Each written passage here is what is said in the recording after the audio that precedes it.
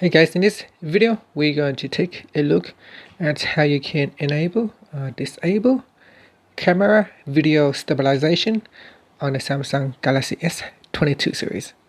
First, let's go back to the home screen by tapping on the home button at the bottom of the screen. And on the home screen, open up the camera app. And in here, tap on the settings button.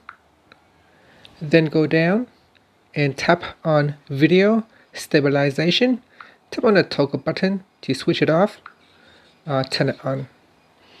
And that's it. Now you can tap on the back key to go back to your camera, and in here you can try to now capture a video with the stabilization turned on. And that's it. Once you're finished, you can tap on the home button to go back to the home screen. Thank you for watching this video. Please subscribe to my channel for more videos.